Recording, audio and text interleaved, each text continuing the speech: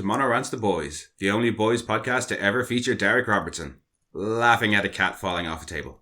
We're back for another special episode, still not talking Gen V or Season 4, but we are getting closer, I think. I'm one of your hosts and jack of all trades, Mono, and with me as always is my co-host and master of none, Kira. Hello. So, Kira, we're actually going to be kind of useful today.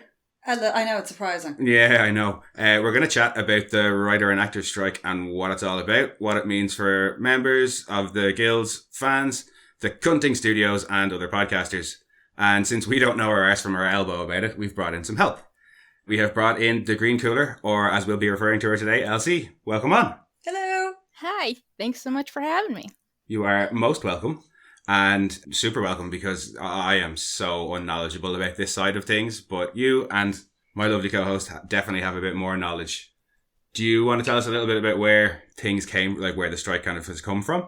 Okay, well, there were a lot of issues back in 2008 writer strike, where the residual structure for them, the studios used their own language in terms of what residuals would get. And so residuals for the writers are in fact so much lower than broadcast, where they're getting like 13 cents a check. And they can't live off of that. With the writers, there's also other issues in terms of they don't know how their stuff performs. They're not allowed to know. So they could have the most popular show worldwide, and they have no leverage for bargaining anymore because they don't know. They're not told. So whereas back in the 2008 strikes, which I remember, but I didn't really follow it too closely back then because the only real show I was watching at the time was Stargate Atlantis, and it was still going because it was on in Canada. It was a Canadian production. But with that, streaming wasn't really a thing back then. So presumably, like when they were making their demands, they were able to say, well, look, we know how well this performs and we know this, but they've kind of blinded them from that information. Yeah. With all the streaming services. Yeah. Well, I mean, the thing is, there was only Netflix back then, right?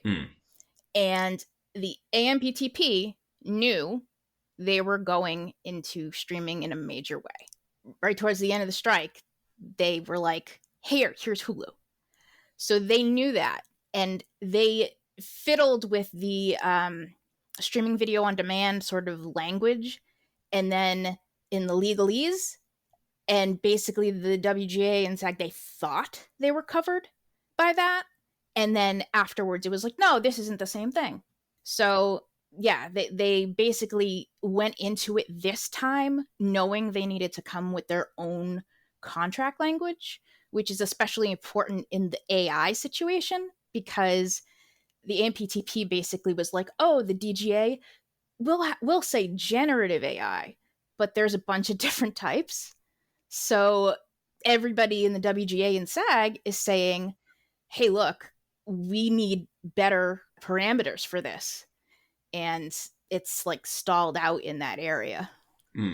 On a general note, the AI issue really weirds me out. I don't like that. It feels extremely invasive, what they're proposing to do, because we've seen it before with dead celebrities being used in advertising campaigns, things like that, where they've kind of either cut them together from things or digitalized them. Yeah. And it's very disconcerting. And the idea of just stealing somebody's identity like that without their permission, and then them not being compensated for it in any way, just gives me the ick entirely. Yeah, no consent. No consent is in the actual language. And the thing is, with the WGA and the and SAG Aftra, it's two different issues, because what WGA is looking for is, for writing, there's different fee structures for writing. And so doing polish on something that was already written is a different payment. And so they're worried about all these scripts getting fed into the model and being handed something and say, oh, we just need you to do polish. And so then they're not getting the script fee. And it kind of sounds like, now I'm a cynical motherfucker. It kind of sounds like everything you said, especially about like the previous wording, was intentionally worded that way so the studios could turn around at whatever time they wanted and be like, no, see, this is what we actually meant.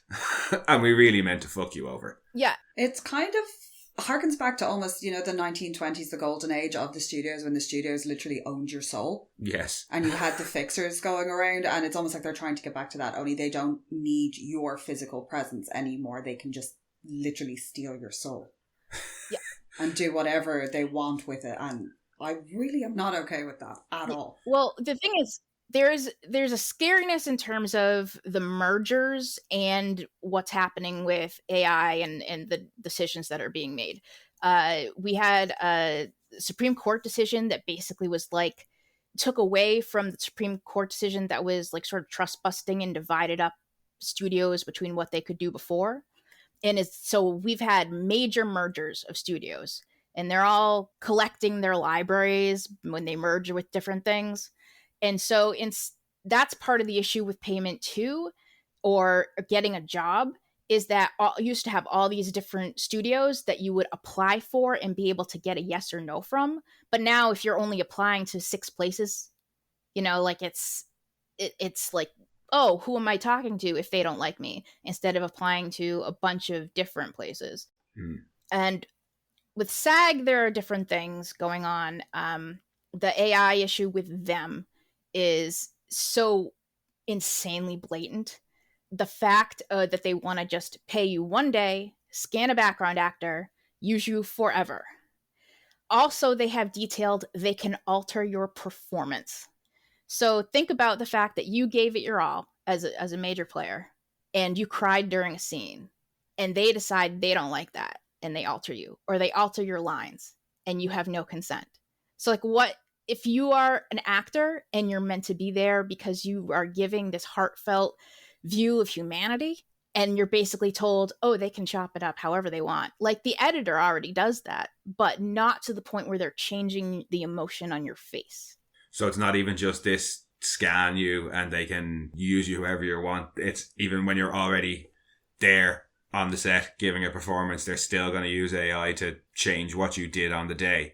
Yep. And the issue, like, this impacts, it's a bomb on the industry. Because think about something like a show that has a lot of zombies, and all those background actors are coming in. And keep in mind, that's like a huge portion of the guild. All those people have to go through makeup, they eat the catering, they deal with costumers. If all those people go away, those other jobs go. So this isn't about just SAG Aftra and the Writers Guild. This could really hurt IA. Yeah, there's a massive ripple effect that goes out once you take out that core. It's like, if you get rid of the people, you get rid of the people that have to do the stuff in the background. If you've gotten rid of all of that, then you suddenly don't need lighting. You don't need this, that, and the other, because you can do it all digitally. And especially here, we have a huge movie industry here. And well, relatively speaking. Yeah. Tons of people I know do background acting and things like that. And it's a good extra work is huge in Ireland because of like your Vikings, Game of Thrones, things like that. Whatchamacallit, Saving Private Ryan was on a beach in Wexford. Yeah. Loads of that stuff happens. So tons of people here do background work as a side gig instead of it being their full-time career. But even then, it's not lucrative enough here for you to do that full-time. Yeah. Even people who get onto the likes of like the RTE shows and things like that here wouldn't be earning enough to be comfortable even. Yeah. A major part of the discourse, you have people who comment on these situations and think, oh, all the rich actors, what are you complaining about? 87% of SAG Aftra doesn't even make enough to get the health insurance. Yeah, and the health insurance cap, I think it's about 26,000 a year. 26,000 is the minimum you need to earn to make your health insurance. And people depend on that. And that, for what some people consider, oh, that's not a huge amount to make in a year, so just go get a job. But if this is your job and you're not being paid sufficiently for your job, if you were doing an office job, you would leave and go to another company. Yeah. But you can't leave. There's only 6 fucking companies. Yeah. And they're all the same. I'm not sure if there's actually 6 at this point, but like, there's there. We don't care. We generalize all the time. Don't worry. And it's so frustrating because you're giving your time and your effort, and you have all this training and things that you go through, and long hours and long days, and to not be paid your worth is a slap in the face to everybody. Especially when you are in a union. Yeah. Because, like, that's what they're there for. Background actor minimum is $15 an hour in New York. Yeah. Like, that. And so, like, and they just, there's a whole thing where the contract is 15 and New York just raised the minimum to 17. So their contract is going to be out of whack with where the state is going. The thing I want to point out is that we talk about 87% of SAG Aftra doesn't. The thing is that there's a whole category of actors who haven't gotten the work yet to be able to be in the guild, right?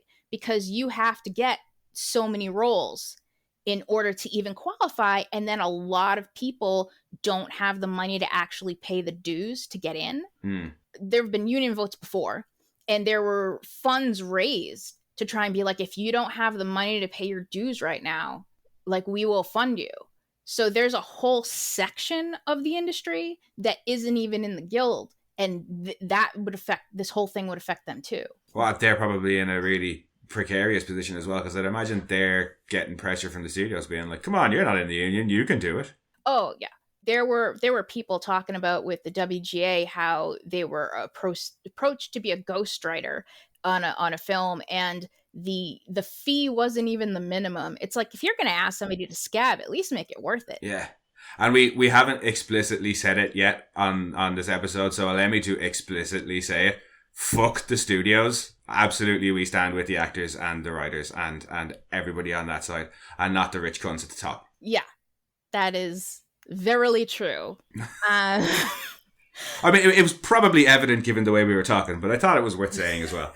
Oh yeah, absolutely. So the thing is with some of the other things that I have seen in the proposal and how they refuse to negotiate are just so blatant. One of the things SAG Aftra asked for was, hey, you always pay us insanely late.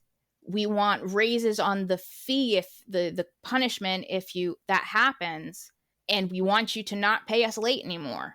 Because there are people talking, it's like you do development work and a year later they're still waiting for their check. So you have no idea when you're going to get paid for actual work you do.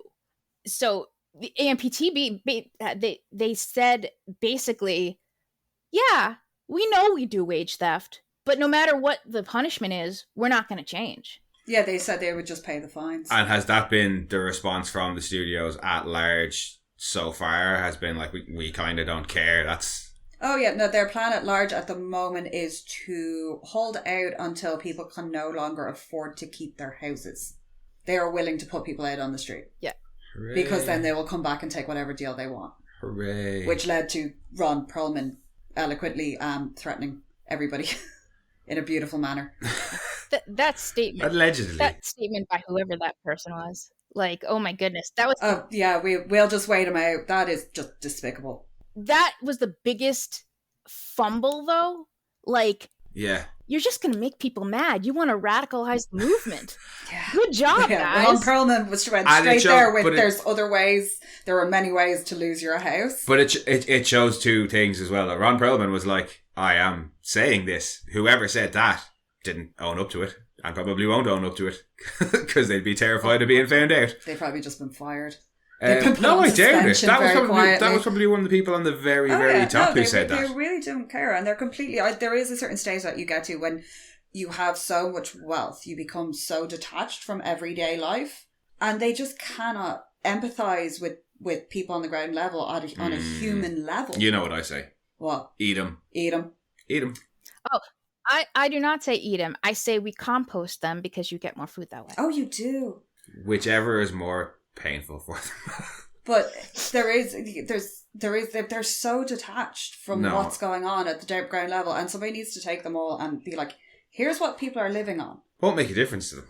Oh, you just want to no, the only thing that's going to make a difference to them is the bottom line, and that's unfortunately why they are doing what they're doing, so that they can affect their bottom line. Like, and that's a good point to ask as well. What, from like just a normal person's perspective, and a normal person who wants to support, what's simple things they can do. Obviously, there's plenty of donation funds and stuff like that, and we'll post some links in the show notes for things like that. But just in terms of showing solidarity or not watching certain things, that kind of thing?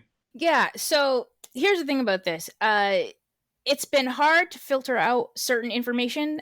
Sometimes you see strike captains say things, and then the union kind of pulls away from that. So what the union has said currently is go see your movies, go watch your shows, don't cancel your subscription services, but show support the union and donate to the Entertainment Community Fund or one of the links that helps with health insurance for IA. There's a difference between what is strike breaking and what is showing solidarity. And so there's a bunch of confusion. You have sometimes fans saying, oh, this is scabbing and all this. But if you're not being paid to do the work, if you're not crossing the picket line to get money to an AMPT link signatory or one of the company that didn't get a waiver or what SAG Aftra and WGA have laid out, then you don't have to worry about that. If you're just a fan, you can do your thing. There's a gray area with influencers. So if you've been online or you have content on YouTube and you've made some ad money and you want to maybe eventually be in SAG Aftra, then you need to kind of talk to somebody and see what's going on. They've said podcasts are fine, but there's a lot of wiggle room. And the thing is that it moves, right? Because the process is there are waivers and negotiations to happen. The WGA, originally they said if you are involved in struck work, you can't promote it online. And a couple weeks later, that changed. They said, if you're not asked by the studio to promote it and you just want to do it yourself, we'll allow it. But that was a WGA. SAG Aftra is going to have to make their own calls. So it's watching and finding out and not making assumptions about what people are doing. Because the convention thing was kind of touchy for people. Like they were worried that there wasn't going to be a dispensation or that these large conventions were going to be either canceled or that the actors they love were basically going to be blackballed from the industry or that they shouldn't go to be in solidarity with the union. But fans are okay, and SAG Aftra and WGA are going to make their own calls and they'll give the information. As for, definitely being on the side of them, if you're going to a picket line, make sure that you're there to actually picket and not get photos with the stars. Oh no, our I people can only imagine. aren't doing that, are they? Oh, of course they are. Oh yeah, there's always some people. I mean, don't do that, guys. People are scum. It just pisses me off. Like, don't do that. Yeah, go out with good intentions. Yeah, and support these people. Don't go out to try and be like, ooh, morons.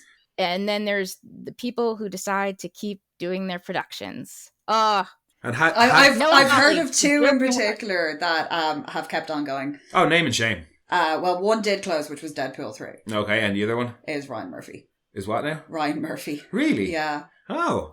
Yeah. That was one I had heard. I've had that still going now. I'm not aware. Allegedly, he's still chucking ahead. And what sort of situations are people involved in that looking at? Writers and actors that would be here? Well, the writers can't write, right? Yeah. And the thing is that you go from writing doesn't end just when the script is done. No, as we've seen with season 4, that's what Kripke had said, that the reason that season 4 isn't coming out until after the strike happens is because there's still a lot of stuff to do post shoots. Yeah, and any change to the script would be considered strike breaking. So if you are doing a production, even if WGA is not there and you are changing it, hey, you're still strike breaking. And there's a tips line. Yes. But I don't know it off the top of my head. But yeah, so if you see that, I mean, the great thing is that these productions, you only need 3 signs to shut them down, right? And the Teamsters have it in their contract that they don't have to cross a picket line, which is supremely great. And then IA has been not going in solidarity, and the union can't tell their workers, no, don't do this, but the workers can make the decision themselves. And so a lot of productions just got closed down because you had 3 people out front. And so that was the benefit, but, Ryan Murphy's doing his own thing. Boo. Yeah. I want to add, there's also a struggle with WGA in terms of what the pipeline's going to look like for writers. Because one of the things that WGA asked for is, hey, do the standard thing we used to do and send the writer of the script to set of their episode, because they learn the process. They learn what's easier on actors so that they can change the script. If something is a day or night scene, if something will cost more money so they have a more efficient script. We're losing the pipeline for showrunners, because with mini rooms, essentially what's happened is you used to have a writer's room and they were involved in the process. And now what's happened with streaming is a lot of it is pre-written, or it's a smaller room, and then they fire everybody once it's all done, except for the showrunner, pretty much. And then the showrunner is supposed to handle everything. And so you're losing the future of the industry, because they're not learning, they're not getting the training anymore. And AMPTP was like, oh, our response to that is we'll give you an internship. Oh, yay, don't pay us. That's brilliant. Thanks. That's brilliant solution. So by their response to not paying people enough is not paying them anything. Yeah, it's... Brilliant. Oh, my God. Brilliant. Oh, my God. I thought the one about not compensating people who have to wear restrictive corsetry as part of their costuming was fucking bollocks. Because you should get compensation for wearing that. But the fact that they're like, oh, yeah, no, you don't. Oh, we don't pay you enough here. How about we don't pay you anything? That's fucking insane. Yeah, the one that, besides a couple of the other major ones, one of the ones that stuck out to me was like not having minimums for the people who do the voiceover for low vision people. Yes, I saw that. That made me really angry. Also, the weirdest thing was, so WGA, not WGA, SAG Aftra West for background actors and SAG Aftra the East, they're not paid the same. Like the minimums are different. And so they were asked, hey, can we just do it blanket for everybody? And they were like, nah. Like, why? And they categorize them slightly differently as well, I believe. And who is a background actor on the East Coast as opposed to the West Coast, there's a slightly different classification, criteria and stuff. Yeah. I can't speak on that. Seems stupid. Yeah, it just seemed to be like this really weird little nitpick about it, so that they could pay one lot slightly less than the other. It's just and people deserve a fair living wage. Oh, absolutely. For no matter what they do, any industry, anywhere. And it's ridiculous when so much entertainment is coming from these companies and they're making so much money off it. Like, you know what I mean? It's one thing when it's like, you know, a big forecourt retailer or a big food chain or something like that. But these guys are raking in insane money and paying out their guys at the top equally insane money. And then the people who are doing all the work are literally getting pennies like that. The girl from Orange is the New Black, or the writer from Orange is the New Black, or was it one of the actors? Kimiko, when she shared her, and it was like her residuals from Netflix. 3 or 4 pages, and it was like 1 cent, $27. 1 cent, 0 cent, 3 cent, 1 cent. And yeah, $27 was all she got after like 4 or 5 pages worth of payments. It was just like... But this had happened, we'd seen this kind of happen before when they shut down the CW because they said it made no money. And everyone was like, how? When it's your most successful, you've got all these really successful shows on it, and they were like, oh, well, we put that money out into other stuff that's just poof, now it's gone. But that's... I just think it's all about just being sneaky. Like, you can't... It's not like when you go to the cinema and people are paying for a ticket for that show. Or when you have, you know, cable and you can track metrics because people are watching specific different channels. It just seems like everything to do with the streaming is it's like, oh no, we have the information and we decide where. It's not like this show has earned them this much money because it's just a subscription service. And I think that was one of the reasons that they were saying to fans, don't cancel your subscription services because it'll only hurt their cause. Yeah. Because the studios will be able to say, oh, well, our numbers have dropped, so we can't afford to pay you. Yeah, like the biggest excuse. Yeah. It's just sad, man. It just seems to be dirty tactics from the studios all around. It is. Yeah. And the thing is, there's an actual term for the whole thing in sort of the payment program. It's literally called Hollywood accounting. And it's all over the industry. It's not just streaming. That was the death of the CW. Was Hollywood accounting. They basically went, look, it's made no money for 6 years. And now they're trying to do that to actual people. And that is not okay. I just don't understand this. Why would you make everybody that creates all of this material for you so utterly miserable that they're not going to do it. Because if they're not going to do it and you're relying on these AI programs, chances are you're going to then turn around and the AI creators and programmers, you're going to do this to them. Oh, they will. That's the whole point. Like, that is what they want to do. They're like, why would we pay somebody to do it when we think we can get a machine to do it? But then the people who are creating these programs and developing these AI techniques, do they not think that the studio is going to try and just do the same thing to them and oust them in the future? That's ultimately probably where it will go. Yeah. Until eventually we get machines to replace CEOs, which is where we should fucking start. Yeah. That somebody typed into Chat GPT whether AI would be better to replace the CEOs or the creatives, and Chat GPT came back and said, "Oh, it'd be better used for the CEO skill set." Oh, well, it absolutely would, because it's AI should be fired. But like, AI is all about like logic and decision making, and that's ultimately what being a CEO is about. Is you're just there to make the important decisions, and who's better at probability, some rich cunt or a machine built for it. So yeah, replace them with AI. Human creativity in all its forms and functions is endless. It can never be replicated by a machine, no matter how hard they try.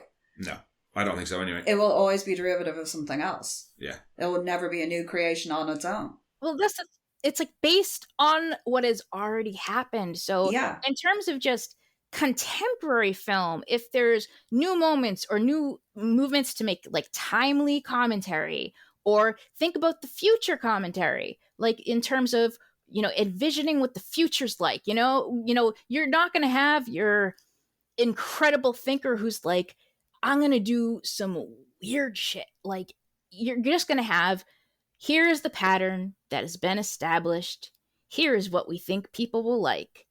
It's not a soul. Like, it's not, I want to know people put their time and effort, and this art was well considered. Absolutely. Mm-hmm.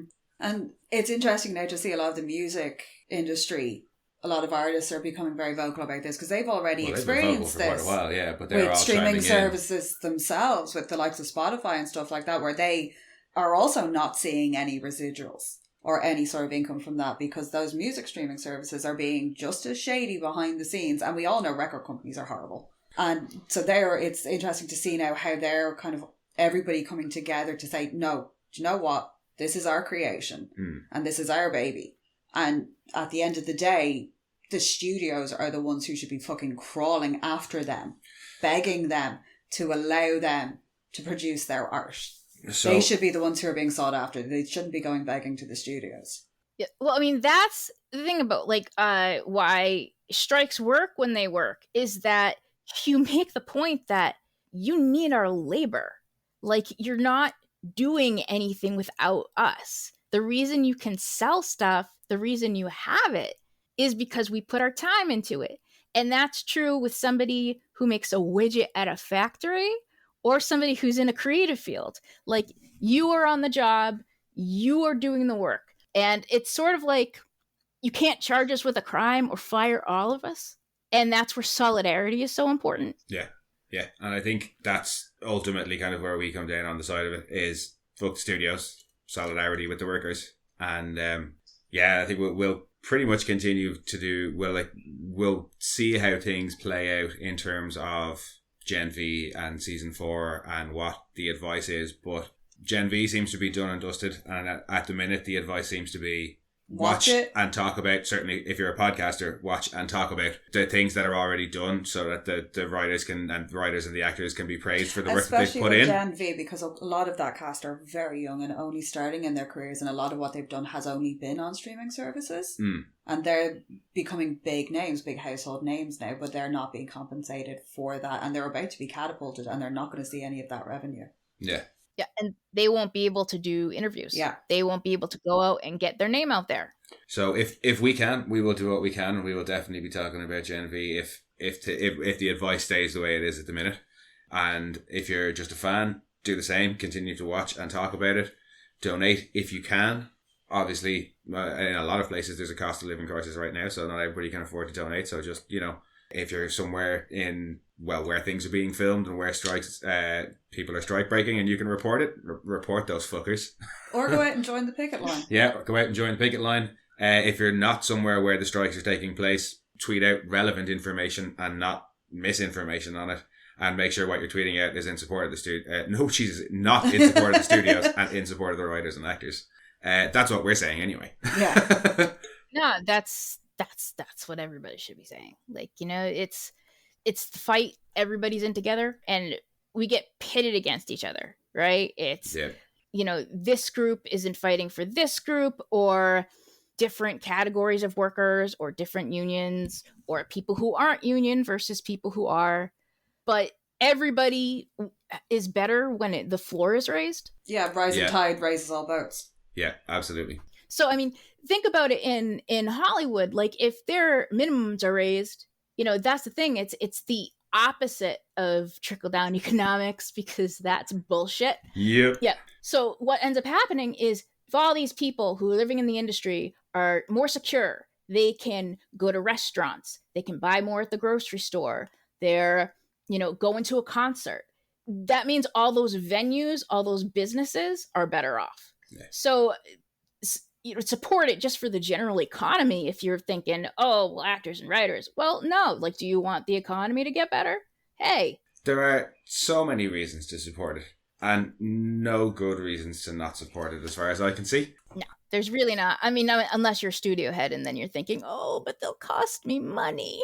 Yeah, but fuck those guys. Yeah. I don't want to hear from them. No. I really don't. But I will say this. If they're going to talk themselves into a corner like Bob Iger getting on TV, I'm kind of fine with that. Like, go, make yourself look as unlikable and unreasonable as possible. Yeah. Show everybody your ass. Yeah, make stupid decisions. Like, just yeah. Who's your man? Fucking Zazu? Who? Oh, Zaslav. That's the one. Let's not get onto him.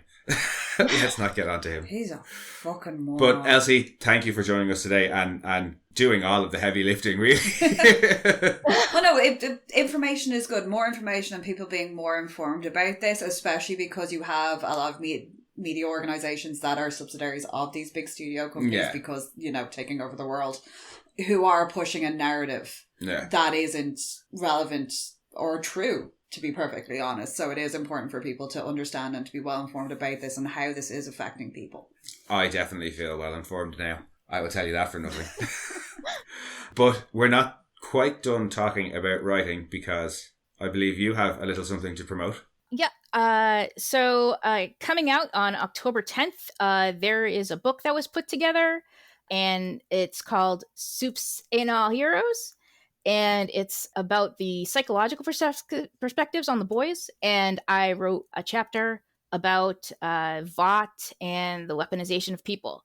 So pre-order to help, and that'll, you know, help with the algorithm for people. So that's coming out towards the end of the year after we get started on Gen V. Looking forward to that. That by the time that comes out, Gen V will probably be just wrapping up. Where can people pre-order that? Well, we'll have links definitely for that pre-order as well. Yes. But yeah, if you want to say as well where people can pre-order. It's smartpopbooks.com/theboys. Awesome. Perfect. And where can people find you? Not literally. Oh God, no. That sounds like a threat. If we don't have her in a hole in the ground, I swear. So they can find me on @thegreencooler on Twitter. Perfect. And thank you so much for joining us today. It was really, really interesting. And it gave us a chance to say fuck studios quite a few times. And one more time. Fuck the bloody studios. Yeah. God, those assholes. Yeah. I know, yeah. They're just fucking doucheholes. As for us, I don't know when we'll be back. I mean, I keep saying it was like, season 2 ended and I was like, we'll be back for season 3. And then we did VNN, and then we got Diabolical, and then we did season 3, and season 3 ended and we were like, we won't be back. And then we got to talk to fucking Derek Robertson, and then we're doing this. So we'll be back with something at some point. In the meantime, if you want, you can head back and listen to all of our previous episodes on seasons 1, 2, 3, Diabolical, VNN, and our chat with Derek Robertson. And you can also listen to our other podcast, Mono Rants at the Movies, where we talk about movies you may have seen at house parties or just movies that we like that maybe other people think aren't so good. If you want to find us, you can find us on Twitter at rantsmono, on Instagram at monorants_the_boys, or you can send your own rants to monorantspodcast@gmail.com. And we'll talk to you soon. Once again, Elsie, thanks for coming on. Thanks so much for having me, guys. First time podcast, so it was a joy. Oh, you'll be back, don't worry. Bye, guys. Bye, Slan. We are Science Fiction Remnant. This is the Funny Science Fiction Podcast. We are the Caribbean Science Fiction Network. We are Mono Rants. We are One Accord Level 2 Podcast. This is Jesse from Sudden But Inevitable and Open Pike Night. This is Sci-Fi.